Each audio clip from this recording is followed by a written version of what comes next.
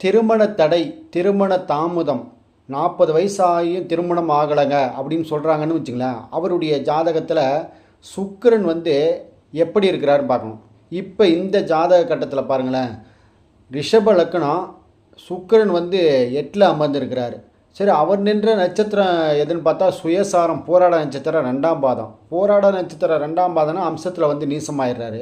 சரி, அவர் உட்காந்த வீட்டு அதிபதியாவது நல்லா இருக்கிறாரான்னு பார்த்தா லக்னத்துக்கு 5ல் வந்து குரு உட்காந்துருக்கிறாரு. ஆனால் அவர் ஏறின சாரம் வந்து அஸ்த நட்சத்திரம். அவர் வந்து சந்திரன் வந்து ரிஷபத்துக்கு 7லே வந்து விருச்சகத்தில் நீசமாயிடுறாரு.